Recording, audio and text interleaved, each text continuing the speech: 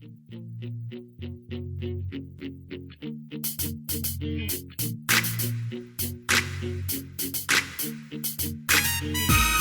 to the CEO of Destiny podcast, where you will find the tools to fulfill the purpose of your generation and wildly succeed in the marketplace. And now your host, Andre J. Benjamin. Welcome to the CEO of Destiny podcast. I'm your host, Andre J. Benjamin, and today we'll be talking with an author, best-selling author, New York Times best-selling author. He has two phenomenal books that he's put out to really impact people, from 3 simple steps and secrets to a successful startup, a recession-proof guide to starting, surviving, and thriving in your own venture. He's from the United Kingdom, if I'm correct. And so don't let the accent fool you, because he's been in Washington State, and he's kind of a jet setter and snowbird, and he has a lovely bride that he was married to for some time, 40 years. And he's going to share about that and how he came to meet her through a very significant person as well. And he seems very interested in coaching people and how to effectively launch startups while doing it in a 5-hour workday. So please welcome Mr. Trevor Blake. Thank you, Andre. Trevor, how are you today? Great. That's a great introduction. I appreciate it. Thanks. Absolutely. So I came across your book because I read a lot of entrepreneurial books, but mainly from founders and people who have actually executed rather than theory people, because in doing coaching and doing consulting, I want to give people stuff that I know is proven rather than things that are, a publisher told them that they need to, you've got an obligation and this seems to be a hot trend. So, put this out, and then they kill the game. But as you said, prior to us starting this interview, the readers left with some other things. So can you talk a little bit about what prompted you to go on the author journey? Because yes, you are an entrepreneur and you are a founder, and now, investor, I suppose, and things of that nature. But what got you on the author journey? Just give us a little bit about that. What you said actually is that, I've read so many self-help books and business development books, and there's very little for the startup out there, but there's a lot of books on management style and business culture and stuff like that. But they always leave me sort of thinking at the end of it, well, so what? So it makes me feel better about the life I've got, but what I really want is a better life. What do I do? So I was in an airport one night, actually. I just sold my first company. And I told my wife I was going to take a sabbatical, and she raised her eyes, as knowing me too well. That's not going to happen. But anyway, after about 2 weeks of pacing the kitchen floor, she said, if you don't start something new, I'm going to kill you. So that night I happened to be going to the airport and picked her mum up, and there was a new self-help book out there, and I picked it up, and I wanted to go and get an airline vomit bag. There was no practical tools and techniques. It's just, it was silly stuff like, affirmations and all that stuff without any practicality. And I'm a very pragmatic guy. I'm a physicist actually by trade. And so I like to know why and how things work. So when I get a book that's sort of nebulous like that, it puts me off a little bit. And so I decided, okay, I've had this book in my head for a long time. So yes, I will write this book and keep my wife happy. And that's how I did it really. So it's about what I learned as a kid, because I grew up, in a hard scrabble life, very poor. And had I not had the ambition to change that situation, I would have turned out like my dad, who turned out like his dad. And I didn't want that for myself. So, my resources were the library, because I was suffering from sectarian bullying in those days. I was an Englishman in Wales, and in a time when the Welsh wanted the English out. And so there was some pretty serious bullying going on. And so sometimes I fought. I'm only 5'8", so that didn't go very well. but other times I ran away and I hid in the library, because those idiots were never going to go to the library. And I just started reading biographies, and I was so inspired by all the stories of adventurers and business people and musicians and all the rest of it, from all different times, all different cultures, all different countries. It was incredible. They all seem to exhibit these several small number of similar habits and attitudes, and I just simply adopted that for my own life. So that became 3 simple steps. So, can you think of I know I don't know how often you do that, but if you go back a little bit to that time, since we're just becoming familiar with you as the audience is getting introduced to you, what, as a young boy, can you think of like 2 or 3 of those, names of people that you read and you said, man, I resonate with this. This is connecting with me. His story or her story. Who was hitting you at that time? The most inspirational for me was Madam C.J. Walker. Wow. And she's a hero to the African American community, of course, when she rise away.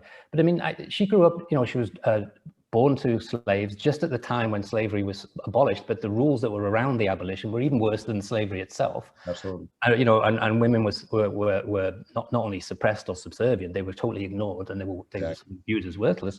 And also growing up in that environment, not a lot of support and encouragement.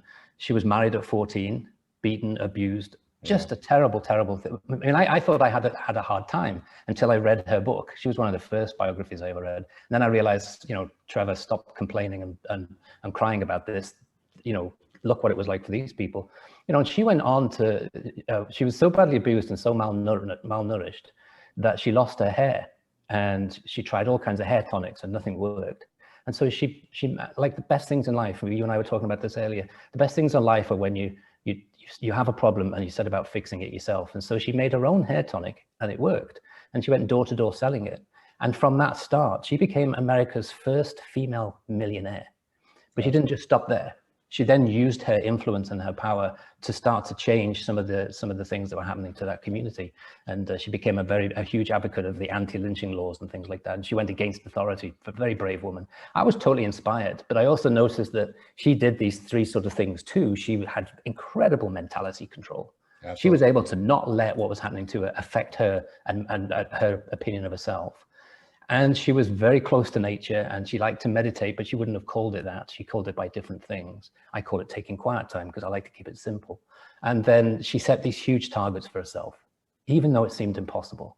And she just let life fill in the details. And that's kind of that sums up 3 simple steps, really. That's really what I've done in my life. And from the age of, say, 14, rubbish at school, I went to become a star student, got fantastic educational results.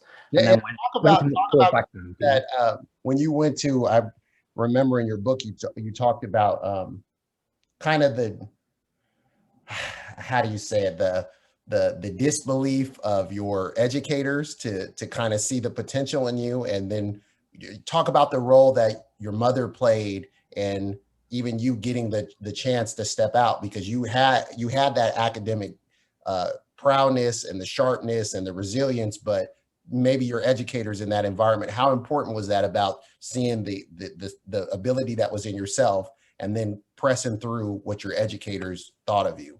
Yeah, I mean, I have my mother to thank for almost everything in my life. She was a tremendously powerful spirit. And she was diagnosed with cancer when I was 7, and she was told she had 6 months to live. And I remember telling her, I remember her in those days, we didn't have a vehicle. So we all had to go into the doctor. When she was going to get diagnosed, we all had to go. So the family of 5. And so we could hear through the walls, and she turned around to the doctor and she said, "Young man, you've got that wrong. I'll tell you when I'm ready to die, not you." And she, in those days in the 60s, when a doctor says you're going to die in 6 months, most people would lie down and go and die in 6 months, but she wasn't having that. And so she was a tremendously inspiring woman for me. So she always said to me, "Trevor, stand up tall, look the world in the eye, and you can achieve anything you want." And I believed her because she's my mum, right? Wow.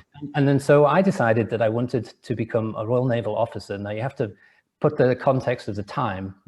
That was the Royal Navy, the officership in the Royal Navy, the academy was for politicians and absolutely and heirs. And all.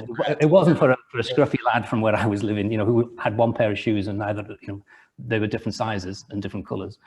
And but I set my mind to it, and my mom kept telling me, you do whatever, you set your mind to it, you can do it. But at school they had a different opinion, of course. And so when it came time to choose careers, they put me in the direction of being an apprenticeship manager at a chicken packing factory. That's how they saw me.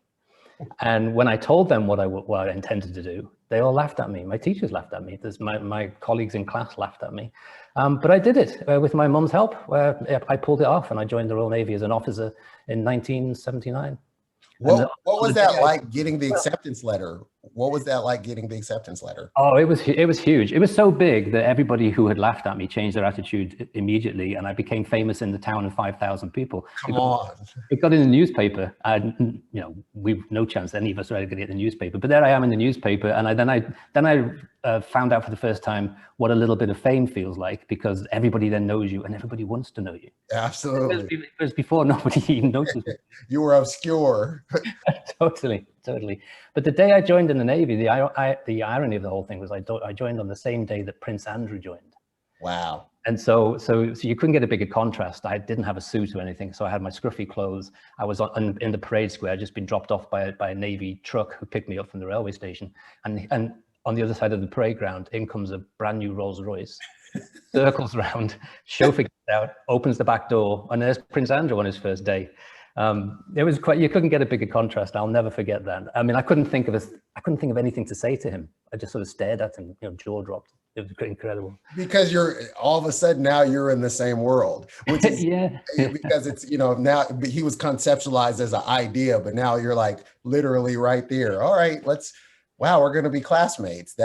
I just, there's no cameras in those days, no cell phones, of course, with cameras on them. So it was the only person who had that moment was me and him. And later on that day, actually, that night, I noticed he was very nervous, and I realized that it was just as hard for him to come out of his world and join what he must have thought was quite a few steps down, as it was for me to come out of my world and go a few steps up.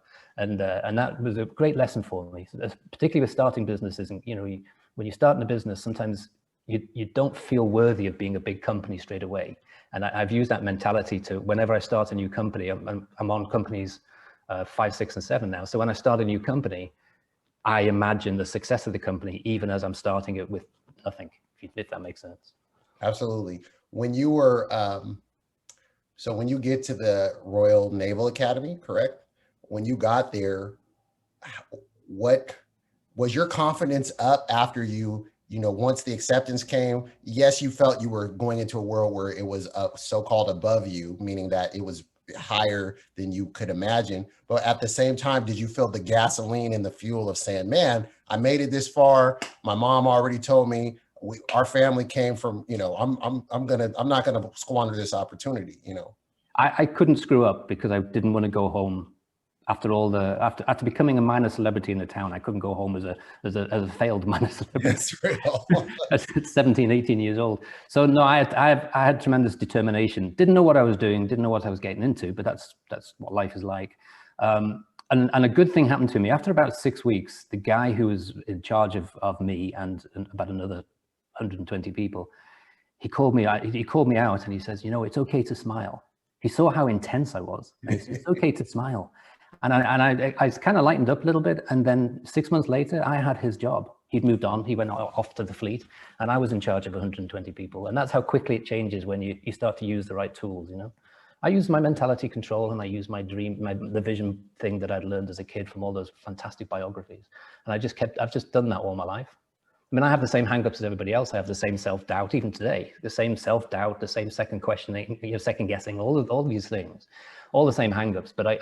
So one of the reasons I wrote the 2 books, and I have 2 courses to support them, is because nobody needs this stuff more than I do. And so that's kind of the proof of the pudding is in the eating of it.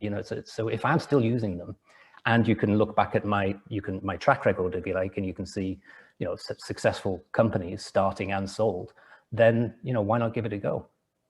When you when you went off to the Naval Academy and then you start achieving, and you started to realize that now you had almost a new pathway that was forged ahead of you, what were let's talk a little bit about Xing out the negativity, because I know you talked in your book, you talk a lot about, and I love the reticular activation system. You go a little bit more into the secrets of successful startup. You open that up, but talk about that kind of the power of choosing what one focuses their mind on, and kind of what happens as a result of that. Because if you had your educators who didn't see the potential in you, they kind of looked at your environment as a determiner of, well, come to the chicken processing plant. And you're looking like, there's no way I want to do that.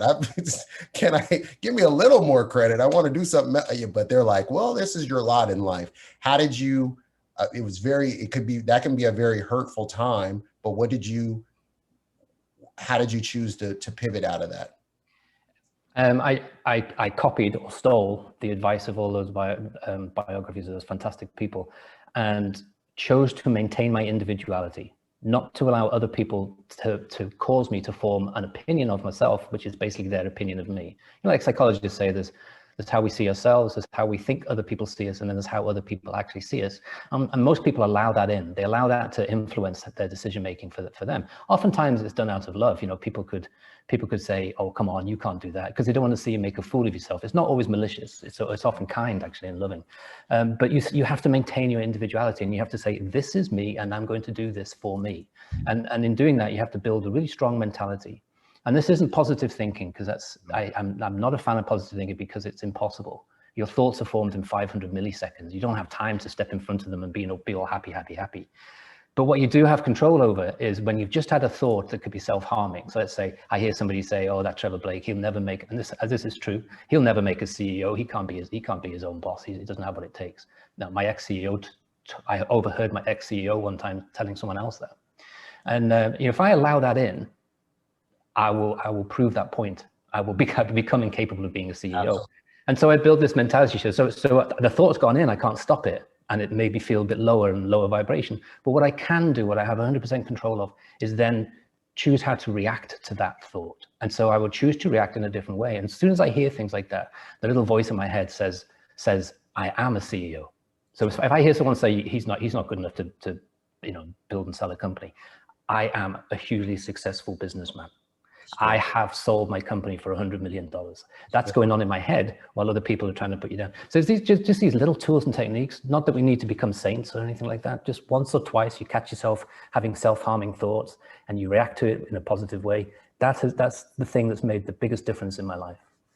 Talk about your bride a bit. You know, I know the importance, how you came to meet her, and what impact she had on your life and is still having on your life in this new season. So when I was in the Navy, I took compassionate leave because my mother was towards the end of her life. She managed to live, a good 11, 12 years longer than the people predicted. And she was right when she told the young man. She was absolutely right. And she did tell me one time she's not leaving until all her 3 children are safe and taken care of. And I was the middle one. My brother left home earlier. He joined the Air Force, and my sister joined the police force. We must have a thing about uniforms. I don't know. But so she saw that I was safe, and it was my turn to take her to the hospital for chemotherapy. And I was being a typical, 21, 22-year-old. There was a good soccer game on TV that I wanted to watch. So I wasn't actually very nice or very happy about it. Being typically, a kid being selfish, if you like. Anyway, I was wheeling her through the hospital ward towards the chemotherapy unit, and a nurse stepped out of a side door, and they hugged each other. So my mum was in the wheelchair, but the nurse came and hugged and shouted, "Audrey, how lovely to see you again." And I could tell that these two knew each other really well. And then she looked at me, and that was it. I was smitten. Cupid's arrow right in that moment. So that was one of my mother's last acts, was to introduce me to my wife. And we had an incredible marriage. We were so happy. We didn't always agree on everything, but we never disagreed relationship-wise. We were always with adversity, got stronger and stronger. And unfortunately, she was born with a heart condition, and she wasn't supposed to live either. She was never supposed to see her teenage years, never supposed to see, her 20s and stuff. Unfortunately, it got the better of her December last year. So she had her transition December the 2nd. But, and she was very ill. I mean, she really was exhausted by that point. But to go that long and she was a nurse, of course, and to be a healer and a caregiver for so long and successful at it was amazing. So I'm very lucky to have had very, very, not just in books, but in real life, to have 2 of the most powerful women I've ever met around me and pushing me and encouraging me, And there was a sweet moment in your book where you talked about when you go to your mom and you have made the choice about pursuing the relationship. Can you talk a little bit about that? My mom knew. You mean? Yeah. I mean, she basically signed on to like. She was wondering what took me so long, I think. Yes. And so I decided to leave the Navy because I'd already seen so many Dear John letters in the Navy where someone's gone to sea for a year, and then it's tough on the people left behind. And Lynn, my wife, her father was the sea captain, so he was away at sea for 2 years at a time, and she knew what that felt like as a kid, and she knew what it felt like for her mum, and I didn't want that, and so I decided to change careers basically. So I tell people that I decided to use my radiation physics education that I got in the Navy while I was there, and pursue a career in the hospital in radiation therapy. But actually, I just became a stalker. There was a job available in the same unit where she was working, and so I took that job without thinking about it, actually, and then took about 3 months to build up the courage to ask her out. And anyway, that was what my mum was shaking her head about. When are you going to ask her? Exactly. That's what I thought was funny was when I read how your mom was like, "Come on, like, what's taking so long?" Yeah, she and Lynn had fantastic intuition, as most women do, although society sometimes undervalues that. It's one of the things I bring into my businesses, actually, is to help people, to coach people to move away from analytical decision making and towards intuitive decision making. And to do that, you have to do things that are somewhat unusual. You have to start to learn to meditate, and you have to get out into nature and connect in a different way than perhaps you've been taught in the past. And in doing that, if you're lucky like me as a man, you can probably develop 10% of a woman's intuition. And that's enough to make really good business decisions. If I could bottle it, you'd be talking to the richest man in the world. Oh yes, definitely. Can you talk about when you stepped into the workforce and just sum that up, because I'm going to pivot into asking you questions about what it was to be a CEO and how you stepped up and things of that nature. And but I want to contrast the difference of when you were in the workforce versus why you stepped out on your own to launch your own. I know there's a pivotal. I think you probably know the answer, because I was in the corporate world. That was enough motivation for me to get out of the corporate world, because I wasn't good at it. I was not good at the corporate world.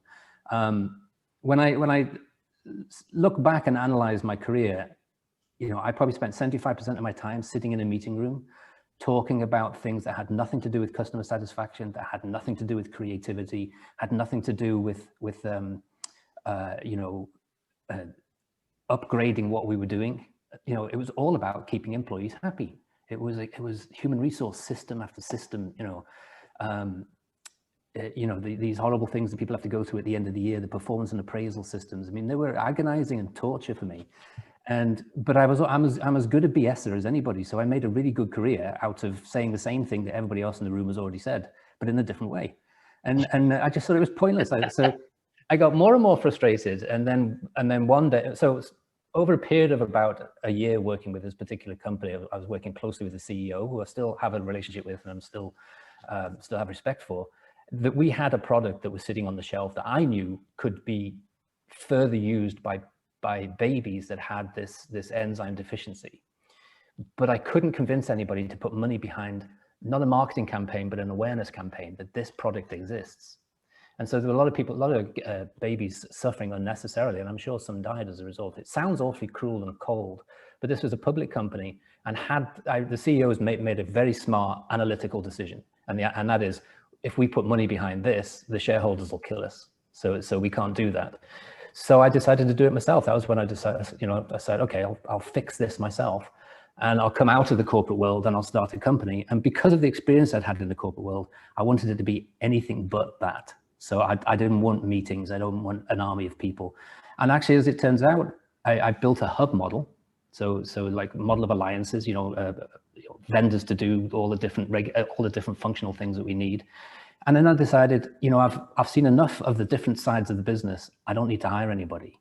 I couldn't afford to hire anybody. Which I think is phenomenal, because you've done that multiple times. You've done this multiple times where you. Well, it worked so well the first time.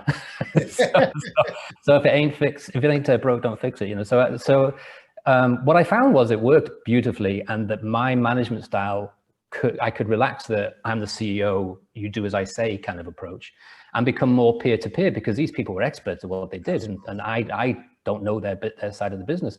And so I became more of a conductor role, more of a peer-to-peer. It was more important to trust people than to supervise people. So I had to change, and up until then I was a bit of a control guy. I was always quoted as saying, if you want something done well, do it yourself. And now in this new business model I had to completely change my attitude and approach to it. And so the hub model works really well. And the surprising finding of the hub model was it was highly profitable.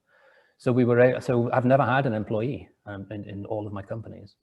And so I started this company with about $200, an idea, and then I raised 2.1 million to get the rights to the product that I'd been fighting with the CEO over for so long. Can you take us through that process of how you were able to raise the 2.1?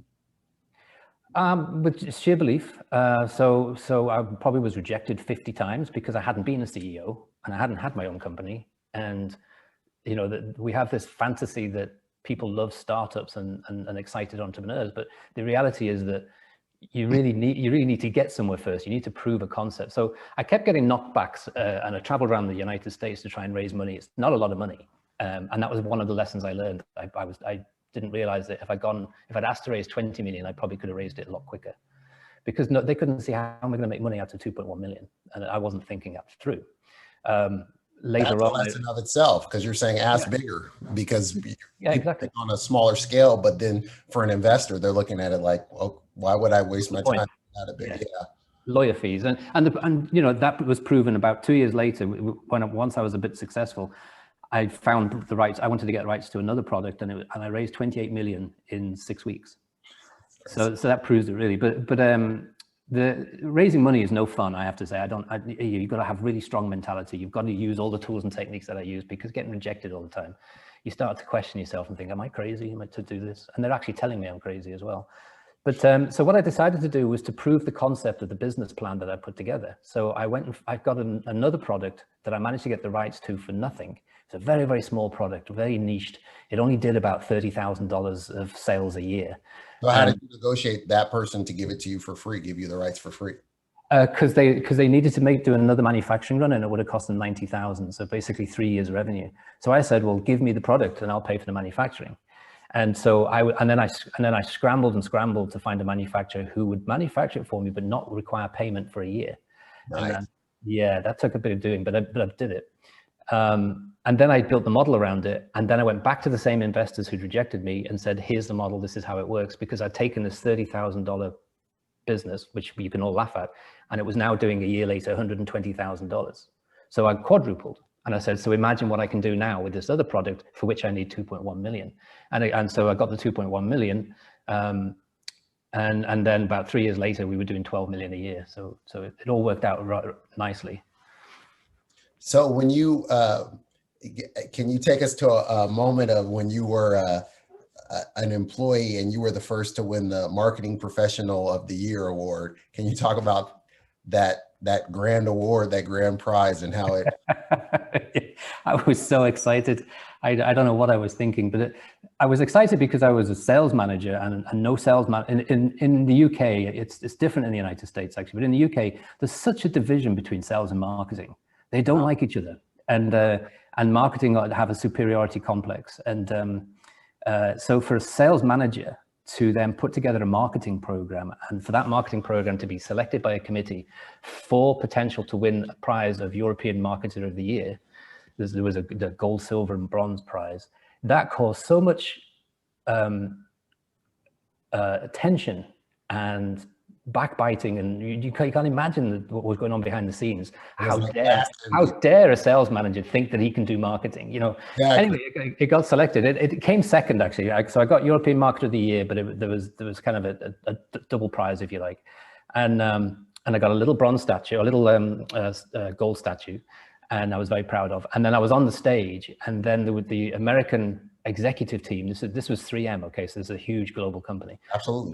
American executive team had flown in their private jet for the evening of like an Oscars evening for the presentation of these prizes. Everybody knew that I'd won this prize by this point, and so I thought I've made it. I'm a millionaire now, you know. So I financial independence is in this. Yeah, absolutely. And they had envelopes, and I thought there must be, you know, this is America, right? So there must be millions in these envelopes. And it was a lot of fanfare, and they presented this envelope to me, you know, and I didn't open it on stage, thank goodness. But I tried to remain calm and dignified. And then I went to the bathroom, and I sat in the bathroom, and I took it out of my pocket, and I opened it. And it was a single share, one share of 3M stock. And then in those days, it was worth about $75, I think it was. And I just laughed at myself, like you're laughing now. It's just like, what was I thinking? You know, I guess I'm going to have to keep on working then. So, and what I love about that story is it's such a it's a microcosm of something that is that you expect. People go in and it's kind of like unvoiced and unmet expectations. Well, they believe that because we were all given a narrative that you work hard, you go to school, you go to college, whatever, you get a great job, and as you pay your dues, it's like a Disney movie, everything will line up, and this is my moment. I've murdered it, I've killed it in this area, I'm doing so great, and then bam, you see that you get this stark contrast of that. You see, wait a minute, 75 bucks? Like, this is supposed to get me, this is supposed to motivate me for the next year. How's this even going to get me through the next sales quarter? I love the fact that you put that in the book, because, and that how you said, you really thought financial independence was right next there, because that's a real thing for people, is that nobody, you said you seldom do people ever get rich working for others. And that's true. And that's, I see that. I mean, it can happen. You can work in tech and you can get shares and you can make a few million, but that's not financial independence. But to be, financial independence, what is that?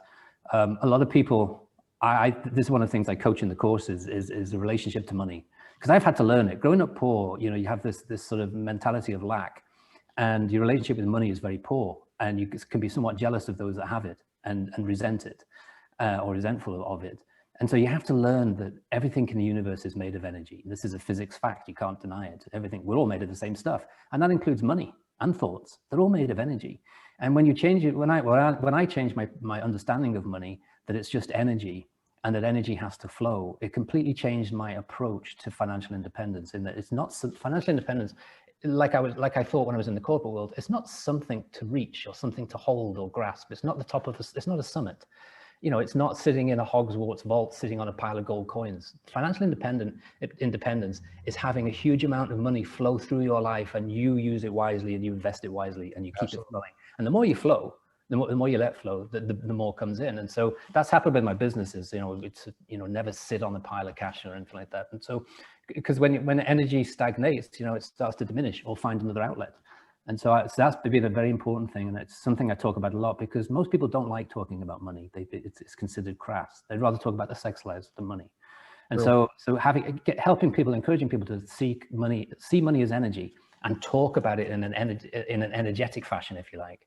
Understanding how energy moves, and that energy can either be created or destroyed, only converted into another form, changes our approach to it completely. Equals MC squared. What did you talk a little bit about the financial quicksand? You talked about your family being in financial quicksand, and that's kind of the situation that a lot of people are finding themselves in. Some based upon their own decisions that they made personally, and then others based upon the environments that they're in, with downsizing and recessions and all the whatever the labels of the day of the different places that people, whoever is watching or listening, what they're going through economically. Talk about that contrast of how you were in that situation, and then where you're at now, and the connector, and also if you could outline the difference between being busy versus being effective, because you alluded to that, sitting in meetings that were just, what am I here for again? And wait a minute, I could just repeat the same stuff and say it in a different way, and I could get through. Can you talk about how you realize the value of time, and then talk about the being in financial quicksand, and how you can get out of the financial quicksand with the. Yeah, I mean totally, and both are probably handled the same way. So when I grew up, I say we grew up poor. My father was unemployed my whole life, and we lived on welfare pretty much. So I never had an allowance or anything like that. So I first started to make money. I created my first business when I was 12. And it was on the school bus, because the school, it was only a 5-mile trip, but it was so many stops, it took about an hour and a half. And the first stop was to bring on the daily shoppers. There was one bus to and from the village, okay? And kids would jump off, run into the candy store, get some candy, and some of them wouldn't make it back on before the bus took off. And so and people were afraid, and little kids were being bullied to go get candy for the big guys, and so I saw a business opportunity there. So I decided to do it, and so everybody gave me their money, and I ran into the candy store, and it was so much more efficient, so much easier for one person to make 5 orders or 10 orders, and for 10 people to make individual orders. So I never missed the bus, So I got everyone's order and got back on the bus, and my reward was candy. Okay, because I couldn't afford my own candy. So, and of course I had the candy. So I learned, I'm eating my own profits. But I feel like that. So I realized that people will pay for convenience, and people will pay for courage and all the rest of it. So that's how I started, and that was the beginning of my relationship with money. There's nothing wrong with this. This is good. I've managed to get candy for free by providing a service, and everyone's happy. Apart from the bus driver. So he was threatening to close the door. And so I went on and did that. So then I started organizing card drives, like bridge and whist drives, because the people in the villages, they didn't have any community. There was no, the kids didn't have a youth club. The seniors didn't have anywhere to hang out, no town hall or anything. So I used emotional blackmail to convince a rector, or a vicar, to let us use his house, his hall, if you like, to run these card games. And I had and I sold tickets to all the seniors, and the kids could hang out in the youth club and everything. And we had these tournaments and raffles and all that kind of stuff. And I made a significant amount of money for me, from having no money whatsoever to suddenly having 10 or 20 quid, like say $30 or something in my pocket, was massive to me. And then I saw what money can do, because, my mother's suffering terribly, and I could buy my mother something that she desperately wanted, or wasn't able to have. And that really changed my relationship. So that's how I got out of my version of quicksand, and I took that out into my life. But I made all the mistakes that everybody else makes, and I got into too much debt. I got a mortgage that everyone said, get the biggest mortgage you can possibly get, because house prices never go down, right? That's what everyone told us. And so, and I did, and it was choking and suffocating, and I decided never, ever to put myself in that position again. So the first part for me is to get yourself debt-free. No matter what it takes, no matter the sacrifices you have to make, get debt-free. And the people in my course Transformation, the people who have got debt-free for the first time, they always email me the same way. It's always capital letters. Wow, I never thought it would feel like this. I am debt-free for the first time. And some of them say, in parentheses, in decades. In capital letters. That is the first part of financial independence. You've got to get debt-free, however you can make that happen.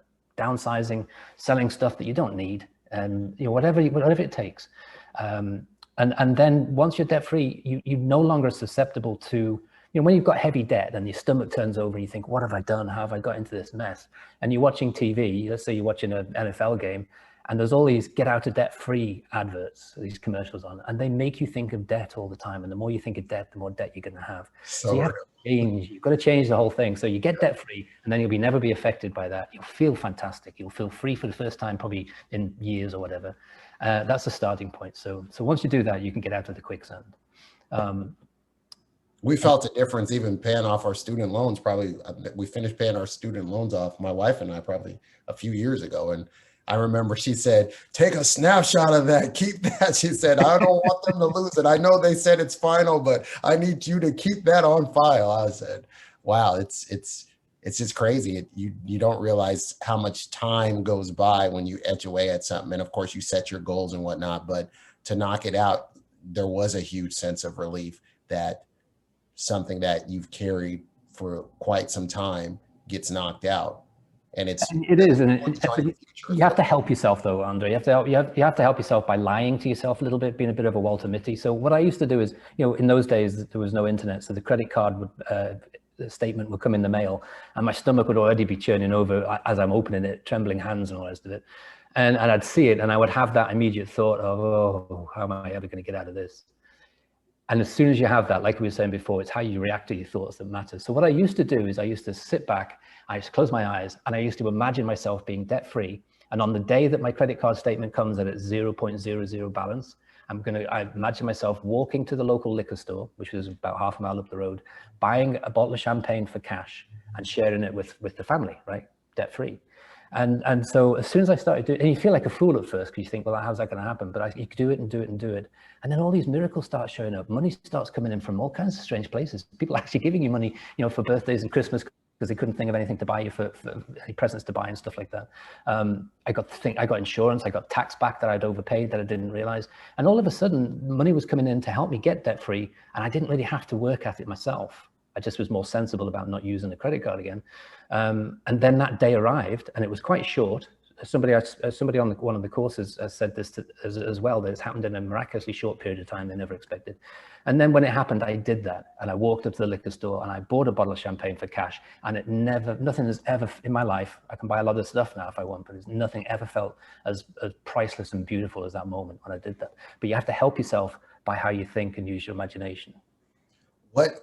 When did you see the value of, can you talk a little bit about maybe some of the misconceptions of the work week, because that effectiveness versus busyness, and kind of how you realize that, almost like the spinning of the wheels with frivolous meetings or things of that nature, and just the value. When did you see that? When did you start to understand the value of time, I guess is what I'm getting at. When I started my first company, 2003, I come out of the corporate world. There was no meetings, and I didn't want to call any meetings, but I still had the habit of, you've got to work, right? If you want to get on in life, you've got to work all the hours God sends, is what I was, educated to believe. And then as a single entrepreneur, as a one-man band with a hub model where everybody's doing the work, really, there wasn't a lot for me to do. But I made the mistake. Can you break down the hub model a little? Yeah, so what most people do is they come out of the corporate world and they say, okay, now I'm an entrepreneur. What I need to do is hire a head of sales, a head of marketing, a head of regulatory, a head of manufacturing, a head of distribution, a head of this, head of human resources, and I need a personal assistant. And then they go and spend all that money.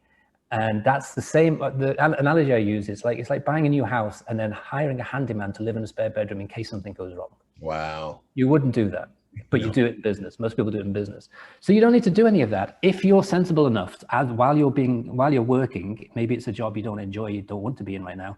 But if you're sensible enough to think of it as paid training, and make sure that you go to all the different functions and try to learn about the key issues and how they integrate with the business. That's what I used to do. I used to make a nuisance of myself and go talk to all of these people and ask them to tell me about their jobs, what they do, what the issues, what frustrates them, and all this kind of thing. And what I realized was I don't have to be an expert in any of those functions. I need enough knowledge to be able to spot issues before they become serious and to see opportunities that otherwise I'd miss.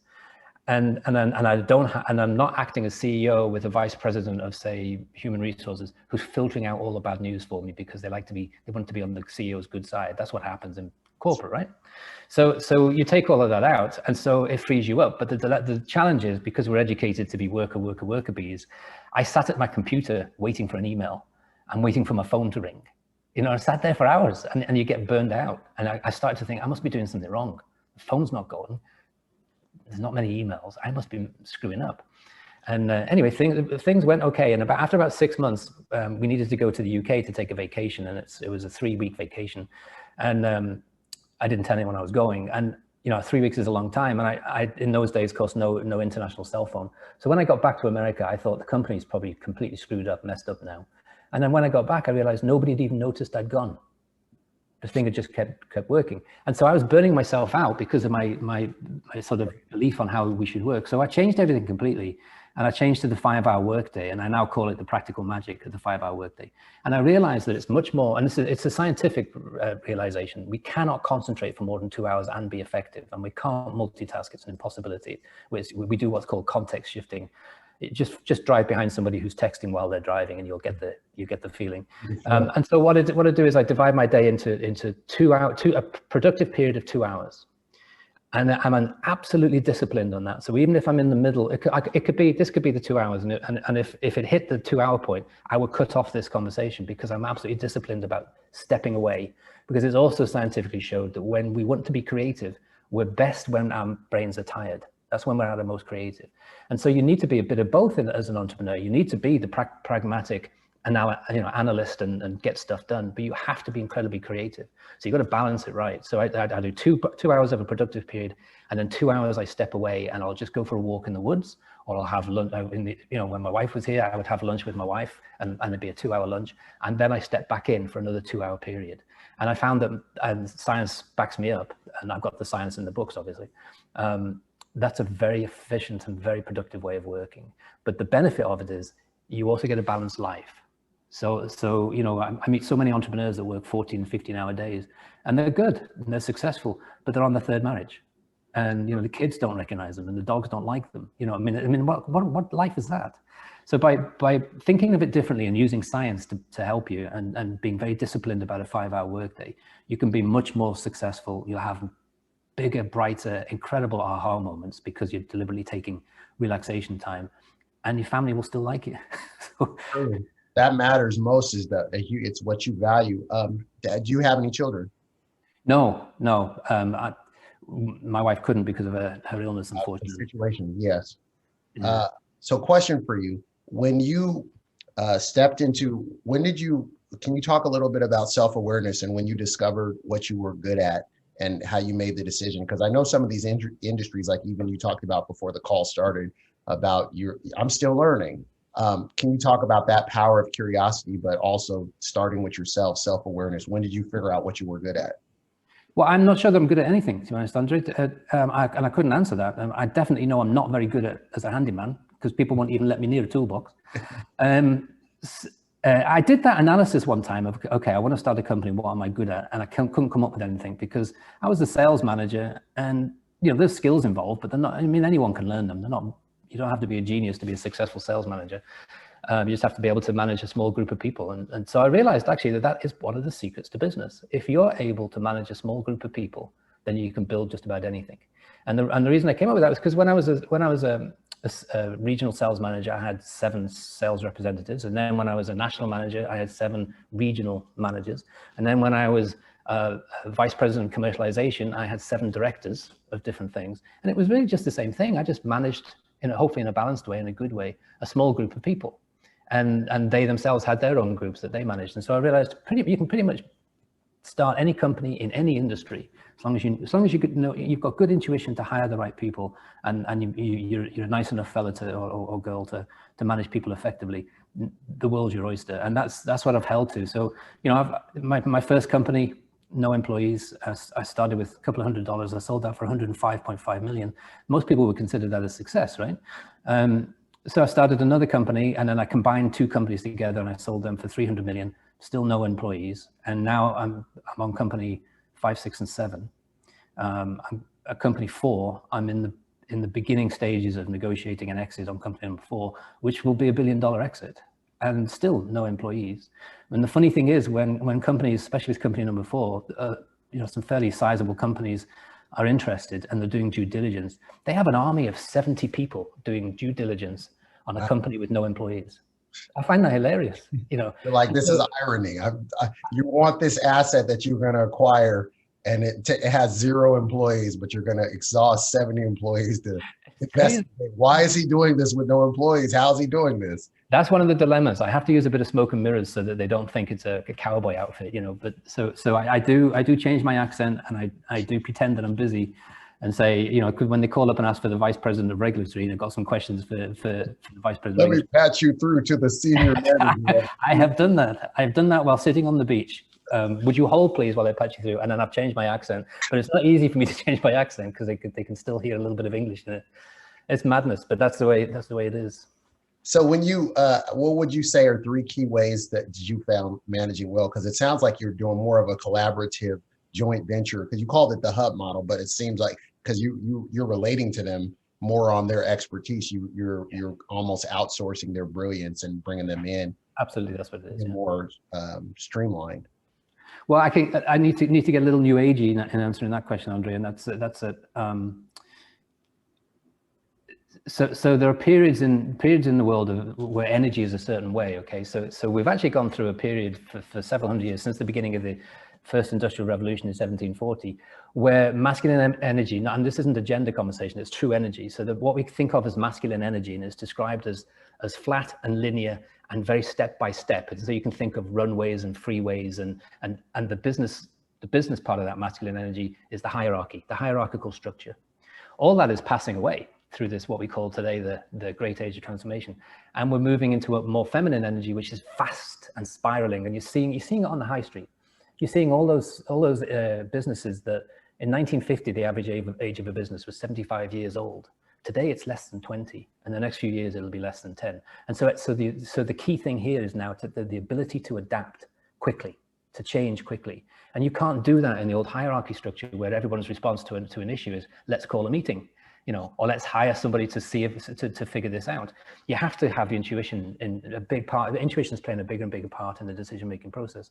And I'm seeing this in everyone I'm working with. So even all of my vendors now, so I have, vendors doing manufacturing and vendors doing regulatory and all this kind of thing. I'm seeing those companies also start to change, and a lot more female CEOs, which I'm delighted about, are coming to the table, and they've already made the decision. And the thing about the feminine energy, the spiraling, yes, it's more nurturing. Yes, it's more trusting, but it's also totally unforgiving.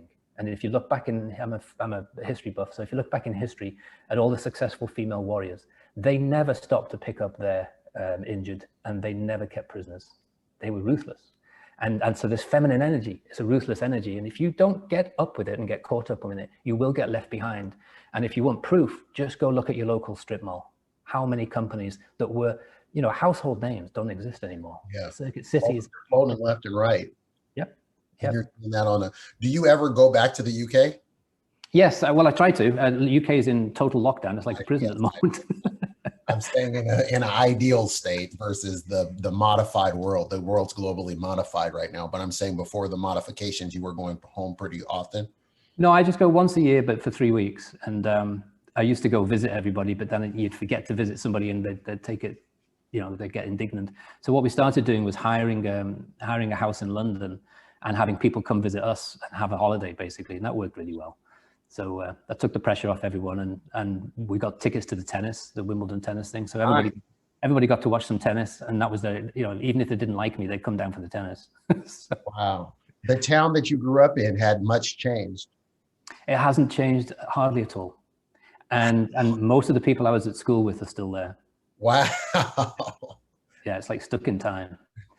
So that's crazy. So you went back and you're just like, man, it's almost everything, the cadence of life, everybody's still doing the same. I went back to the house I grew up in 2000, and we went into that house because we were evicted from above a store in Liverpool.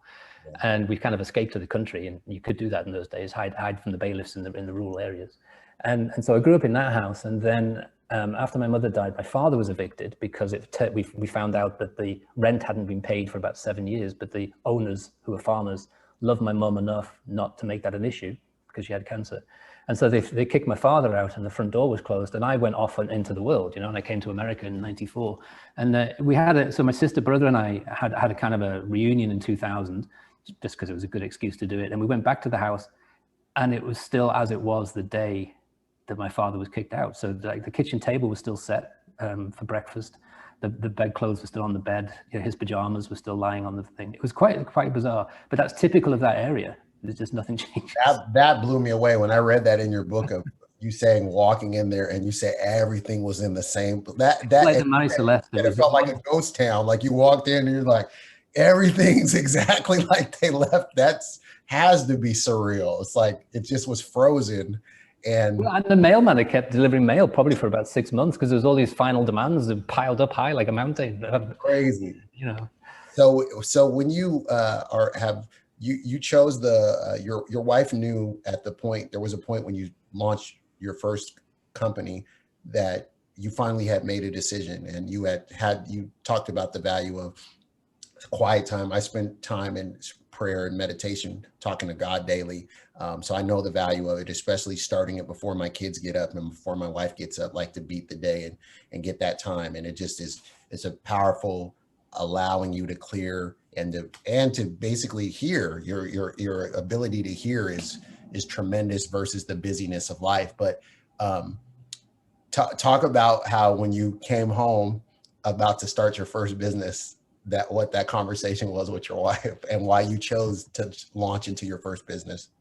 Well, so I came up with this idea, and I just had a row with the CEO, and I was walking through Minneapolis airport, and it just hit me. And this happens when you meditate. So I was already meditating. I'd been meditating since I was about 17 or 18, because that was one of the habits that was in all of those biographies. Even though they didn't call it meditation, they called it different things. But even people like Henry Ford, he used to go to his old farmhouse, which was dilapidated, and sit on an old rocking chair and just contemplate. Same sort of thing, you just have to give yourself time and allow the universe to connect with your, billion neurons, your 100 billion neurons. Most of the day, our neurons are screeching to a halt to allow us to do our little digital things, but but if you just sit quietly, the neurons can go out to play. So I was already doing that. So I had this brilliant idea, and I spent on the plane flight home, I did the back of the napkin thing and all the rest of it, and I was so excited. But then I thought, how am I going to convince my wife now? We just bought this house 7 months ago. It's on the water in Florida. It's beautiful. It's got everything you could possibly want. It was the house of her dreams. How am I going to convince her that not only am I going to start my own company, which is risky, but I'm going to have to move to Seattle to do it? And it's June and it's raining in Seattle. And so I planned it out perfectly. I was word by the time I got home, I was word perfect. And I opened the front door and she looked at me, and her intuition, she just read my face, and she goes, "Oh, you're starting the company." And that was it. And I planned to take her out for dinner, and I was going to lead into it. I was blown away by it. So she says, "So when do we go?" And I just, I didn't even have to. I said, "We're going to sell this home. Let's go. Come on." And of course we did. So we only just moved in there. I think we paid $700,000 for it or something like that. This is it back in 2000, and we sold it for $950,000 7 months later. Only just 7. I guess we bought it cheap and didn't realize. Wow. So it all worked out, because that $250,000 was priceless to me when I started the company, because it took me 18 months to raise the money to get the rights to the product. So, either it's all meant to be, or I just was absolutely blessed to have a wife with incredible intuition. And that power of teamwork, of working with your spouse as a team, it's huge. So many people long for that, and they don't get to that point of, like you said, life wasn't a crystal stair. You both had your challenges, and, even 40 years of marriage, and since she passed, it's just powerful to hear that foundational. It sounds like you were friends, and we were everything together, and a lot of people said we were hard to break into, but I used to try and explain to them, well, it's because my best mate is here. I don't need to go to the pub to talk to my best mate. My best mate is here. And so we had so much fun and so much adventure, and we still do. So I talk to her every day, so obviously, and it'll keep me on the straight and narrow, because she didn't hold back if I was not doing the things she thought was appropriate. She was first to tell me, and she's also first to approve everything. My books, she read the drafts of my books and the courses, and if she kind of gave it a thumbs up, which in her life would just be, yeah, that's okay, then I love it, because wives give you the honesty. You said companies 5, 6, and 7. Can you talk a little bit about those? You had the 3 that you sold. What were the names of the 3 companies that you sold? And then talk about 4, 5, 6, and 7. Kind of, you don't have to, whatever you're willing to disclose. Oh no, it's fine. It's fine. So company 1 was Qual Medical, Quality of Life Medical. It still exists. I sold it to one of our investors for the $105.5 million, and I think he's still the owner of it, Derek Cooper. So it's on. You can check it out online. Second one was Calvi Medical, which I combined with our new pharmaceutical company, and we sold radiation sensitizers to a company in Taiwan called Taipei Liposome Company, and that was very successful. They're in stage 3 trials with it right now. And then Neovia, it's company number 4 that I'm negotiating right now. And then there's... What does that one focus on? So a non-toxic treatment for cancer. So basically, that's one of the things that affected me the most with my mum's cancer. She handled it with such grace, but the side effects from the chemo was terrible. So I've always been interested in finding a way to have effective cancer treatments that don't make the patient feel even worse than they do with the cancer. And it seems impossible, but we figured it out, and we're in clinical trials right now, doing really well. But it's got too big. Everything's a double-edged sword. So doing well is good, but that means that it's too big for us. We don't have the resources to exploit the opportunity now. So it's time to sell. My baby has to graduate, kind of thing. And then company number 5 is completely different, and it's a non-profit animal rescue. And I have ambitions of doing this a different way than it's been done before, whereby what I do is I link together. So a lot of seniors have to give up their animals because they can't afford the vet bills, or they can't walk the animals anymore, and they can't afford the dog walker.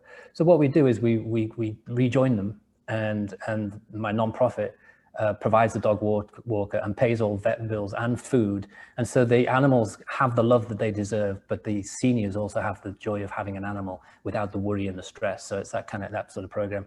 And it's so popular that I think it will become I think I can franchise it is how I'm thinking about it. Absolutely. So, Just yeah. as service, because I mean, I'm sure you're aware of the shortage of pets right now because of people going through this modification and dealing with it through getting a pet. The lines are around. There's a puppy place that launched not that far from where we live, and I mean the lines were around the building. Just people like, finally a puppy, you know, grown people. It wasn't just little kids. It was people in there. Yeah.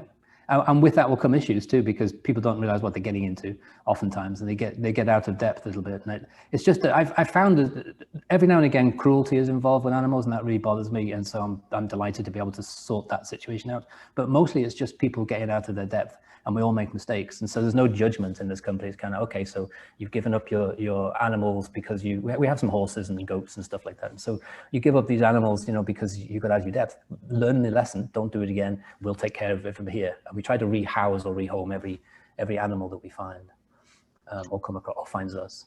So those that's 5. So that's company 5. Company 6 is called AD1, and it's also a cancer drug. It's a drug that's currently approved for arthritic gout that has tremendous anti-tumor properties, but it was incredibly toxic, so it's never been successful. We know how to take the toxicity out, so we're developing a drug. We're in preclinical right now, developing a drug for that, and that will be a standalone. Well, it is a standalone company, but it'll be a one-off venture.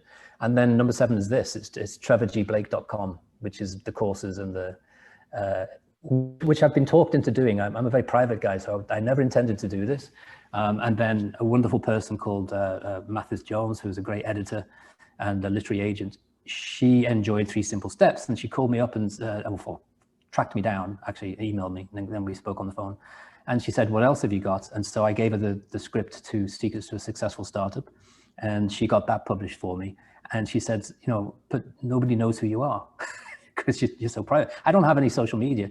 So she's convinced me very gently over time that this is much bigger than I think it is. And so I need to get these messages and tools and techniques, you know, out into the world, particularly now where so many people are moving from traditional corporate employment into a position where they can, if they so choose, become their own boss.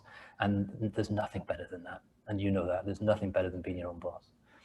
So that's you know, we're profitable at the end of the first year. All of my proceeds go to cancer research and development, but the company itself is profitable at the end of the first year, and that's good. So, and you're focusing on 4 companies at the same time? Yeah, but you see, with the 5-hour workday they all have the same hub model. Absolutely. There's really not a lot for me to do, and I've learned over the years not to be a pain in everybody's derriere by calling them up and say, hey, what's going on? You know, give me an update. You know, I mean, I've learned to sit back and trust these people, and if I know if there's an issue, they'll contact me. And you know, at the end of the day, I play the role of the CEO. So when hard decisions have to be made, I'm happy to make them. But most of the time, you know, other types of decisions I don't even get involved in, because these people know what they're doing, and I respect them. Now, a couple of fun questions. What was the I guess, how did you deal with being, it seems, the first person in your family to kind of break the generational poverty model, and what were some of the things you did when you got to having fun, you know, like, oh, I want to go do this, or, you know, things of that nature, something that because you even talked about going to, you know, I envisioned buying this bottle of wine. So you went and purchased that bottle of wine, which was fulfilling because you actually achieved the goal that you set out to do. And now you weren't encumbered by debt. But what were some other things that hit you when that happened, when you reached the level of financial independence? Well, throughout the journey and when good things happen, when you achieve certain milestones, I found that, you know, when I was younger, I would have expected people to be on the sidelines applauding, saying, well done, Trevor, good for you, you make me proud. But actually the opposite tends to happen. I've found there's nobody applauding, and most people see it might be an English thing, I don't know, but most people are waiting for you to fail so that you can come back with the tail between your legs, and then they'll turn around and say, see, you should have gone to the chicken packing factory. We told you, you know. Right. So I've not found anybody patting me on the back or anything, and that's good because it keeps your feet on the ground. My brother and sister have no idea what I do from a day-to-day basis. They're not interested, and I don't talk about it. So I'm still just Trevor, you know. Yeah. Trevor the who businessman. can't hammer a nail straight into a piece of wood. That Trevor, and that's good. So I quite like that aspect of it. So it's very much it's a lonely road being an entrepreneur and being successful. And I don't have an issue with that, but people should be prepared for it. A lot of people start a company and they expect everybody to be, encouraging them and pushing them along. And I find the opposite often happens. But when the good things happen, money is energy, and it's always good to share it in any way you can. So I try to do that. Like with renting the house, renting a house in Wimbledon is not a cheap thing for 3 weeks. It's, you're talking about probably $40,000, and having people come down and have a holiday for free. It's nice to be able to do those things. They feel really good. Every now and again, there's a material thing that is important. My wife's favorite car was an Aston Martin Vantage. Nice. So the day I was able to buy that, and I imagined for several years walking into the dealership and paying cash for it. And the day I sold my first company, the day after, I went to the bank. I was invited. Previously I'd go into the bank and have to line up. Now, it's Trevor Blake. He's got money. So now I go onto the top floor and I've got the suite to myself and all of these bankers around trying to get the money off me. And I told them that I was going to do this. I'm going to buy an Aston Martin for my wife. And they said, when? And I said, well, I'm going to go and look today. And they said, well, if there's one there you want, we'll wire the money immediately from here, and you can get it. You can make it happen.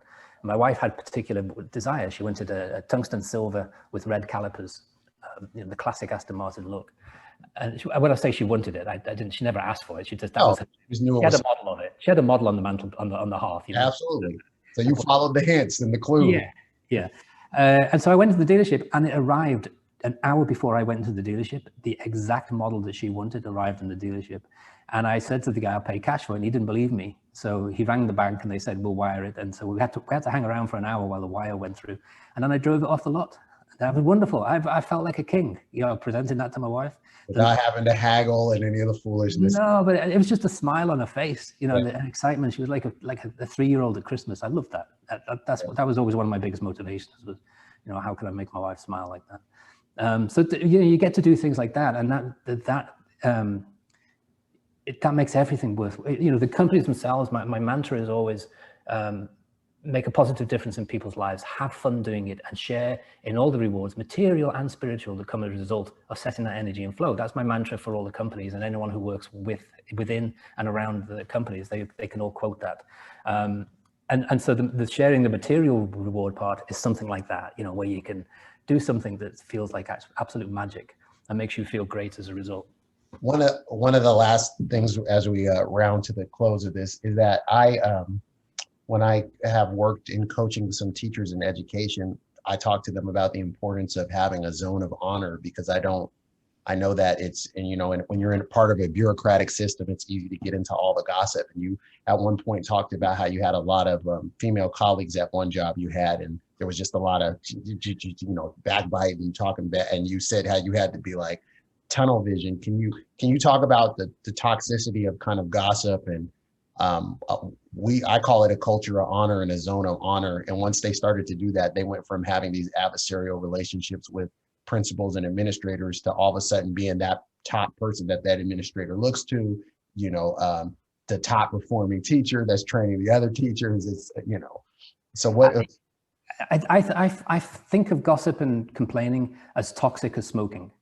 And my response to it is pretty much the same. I get the hell out of there, because I don't want to be breathing in, carcinogens from someone smoking, and I don't want to be taking into my brain the results of other people's gossip and complaining. And it's not as easy to do, because we have at the frontal lobe here, we have these things called mirror neurons, and so you can see a group huddled across the room, and that you get automatically drawn in like a tractor beam. You can't really help it. You have to be aware of the process. Before you know it, if you do nothing, before you know it, you'll be on the periphery and then in it, and you'll be doing the same thing with them, and it's incredibly toxic. And it's you have to have the discipline to notice it, and then snap. Yeah, so you have to disconnect the mirror neuron, this kind of tractor beam thing that happens, and get the hell out of there. So that's my approach to it. I don't have any place for it. And if I ever had somebody working around one of my businesses that was a gossiper or a complainer, I'd give them one warning, and if they did it again, they would be out, because it's so contagious and toxic, and there's no room for it.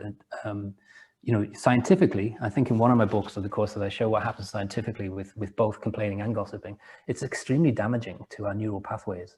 And, for that reason, you have to be extremely careful what you allow in. So I cut all that out, but that doesn't just extend to human beings. That also extends to the media. Okay, so I don't listen to talking heads. I don't watch the news, Yes.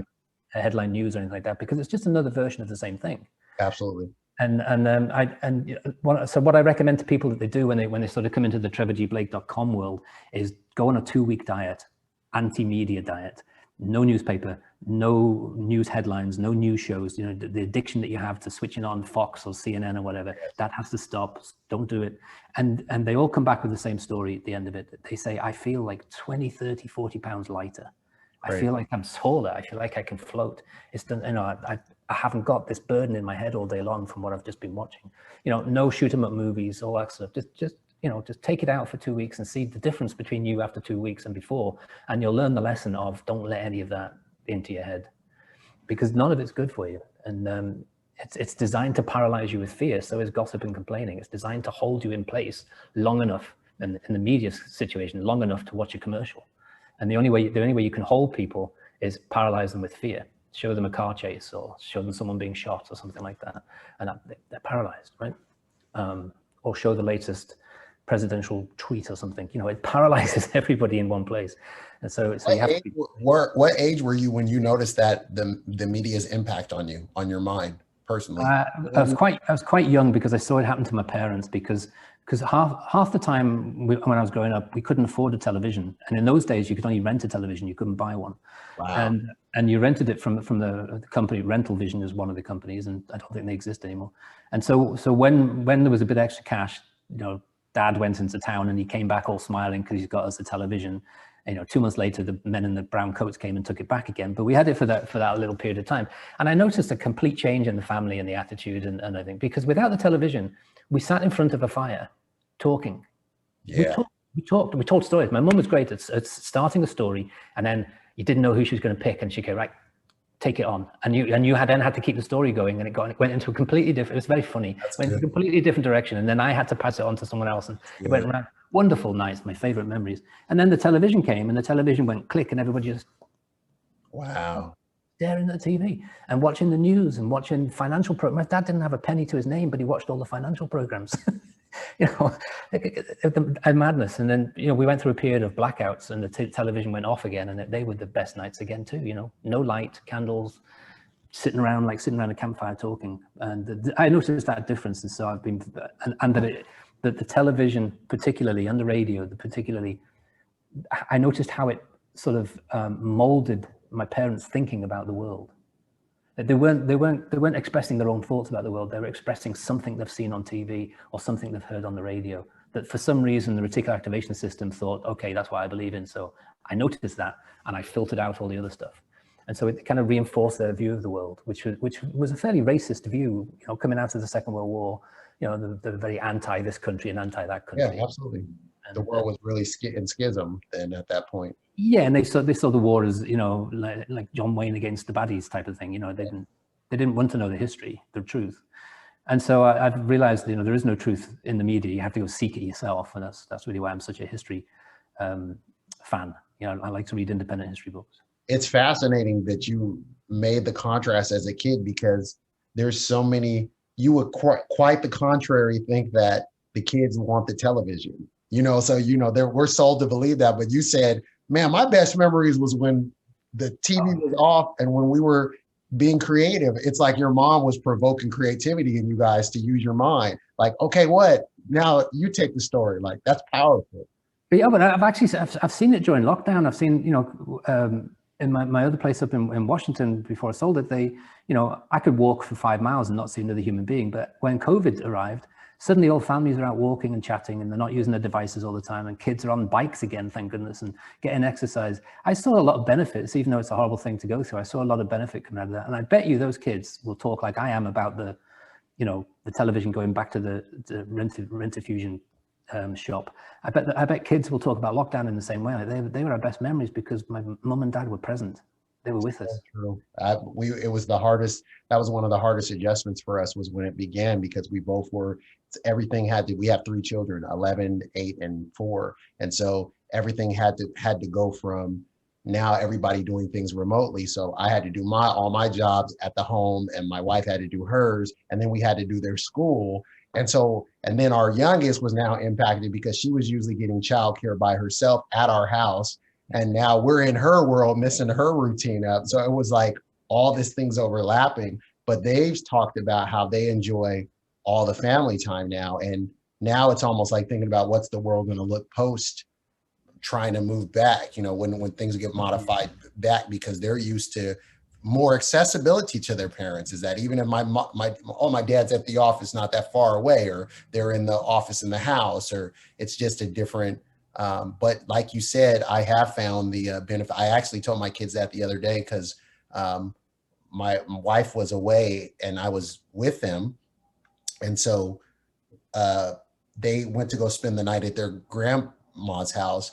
And because I needed to get up, and I had a really packed day the next day. And I missed them. It was so quiet in the home. I'm so used to them running, doing everything, and being connected. And I told them, I said, it was hard for me to sleep last night, because I'm just so used to little feet running around and doing things. As much as I thought I would be irritated or love the peace, I'm used to them being around. So what you're saying resonates really well in regards to, yes, there's a lot more. I think this gave people a lot of, I believe, it was a God-given time for people to reflect, to become introspective, to repair things that need to be repaired in their communication and their relationships with others and whatnot. It's all about perspective. It's about how you see it, because at first you go, oh, this is messed up, and I had all these goals and ambitions, and now this is thrown off. Or you can, like that word you used before, adaptability, adapt. Like, how can the person that can adapt is going to be the person that can last, versus the one who's still stuck in March of 2020, believing that the world's going to be the same, No, we're going through a period of rapid transformation, and everything's going to change. The way we live, the way we work, the way we transact, the way we entertain ourselves, everything's changing in a good way. This is if your listeners go to, or viewers go to trevorgblake.com, they can download The Practical Magic of the 5-Hour Workday as a freebie. So I put it out there. I like to show this success and balance thing, but it's got the science behind it, and part of the science is the history. So it talks about what life was like before the first day of the Industrial Revolution, and how our lives have kind of reflected that Industrial Revolution. And now we're moving out, and we have the opportunity to move back to a village-centric culture where the priorities, in 1739, the priorities were family, church, leisure, work. And most people worked only 3 hours a day, by the way. Most people don't know that. Then the Industrial Revolution comes along. People build machines. The machines are put in factories. To get work, you've got to go to the factory. And then people are working 10, 12, 14-hour days, and it destroyed life completely. And I believe, and then we're in, especially in America and the Western world, there's no priorities anymore. It's work, work, work, and work. Well, I believe we're moving away from that. And I think we're getting back to family, spirit, leisure, work. Because you can be incredibly successful today in an incredibly short period of time. There's never been a better time to start your own company and achieve rapid financial independence. And you don't have to stray very far from your computer to do it. It's a wonderful opportunity. I just want everybody to realize it and take advantage of it while it exists. Absolutely. I'm very thankful for your time and for you sharing just your story. In a world now where people are very scarcity based and all about self, it's good to hear somebody saying, hey, these things have worked well for me and I want to share them with others. And you're really encouraging people to stop wasting their time and stop spinning their wheels. There's more options available, and the Bible says to redeem the time, for the days are evil, which means like they're short. They're take advantage and seize the day and get them right.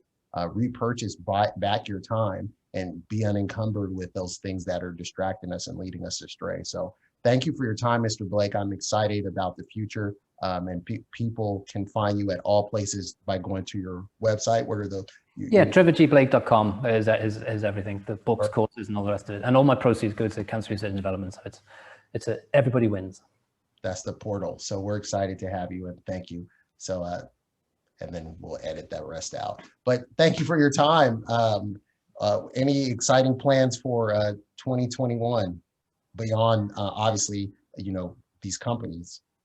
Well, I think the sale of the company is the biggest thing that's going to happen, and I've reinvented myself, so I have no idea where this adventure is going to go. So we'll see. My wife did tell me that I will get involved in something that I can't possibly see coming, and I have no idea, and won't believe that I'm actually working in this field. And she's told me that, so I'll see what it is. And you just moved, you said, how often, how long ago did you move into this place now that you're in? Last Tuesday. Wow, you're brand new, literally. When you said it's empty, it's really empty because you just got there. Yes. So are you going to be in Washington anymore? Are you to visit? Yeah, I'll go back. I love it. I love it up there.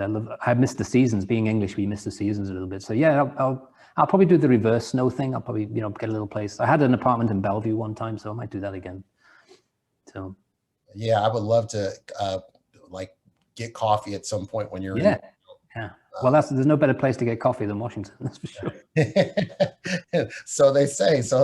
It was snowing today. That's one. We live in Washington State. We live in Renton, Washington, or the Seattle. But it's funny. It was snowing this morning, and my wife said, "What in the world?" Briefly, and then it just went away. So it's you know the weather over here. Yep. And what's the best way to reach you? Email is always the best way. Perfect. Well, I thank you for your time. Yeah, you too. That was fun. I enjoyed it. Thanks for the question. Enjoy the rest of your day, and God bless and good success to you on the work that you're engaged in. Take care. Thank you, Andre. Appreciate it. Thank you for listening to today's episode. Do us a favor. If this was useful in any way for you, please go to iTunes and leave us a review. Reviews will allow others to easily discover the podcast. If you'd like more information and to receive a free download, Rediscover Your Destiny, go to ceoofdestiny.com. Thanks again, and tune in next time.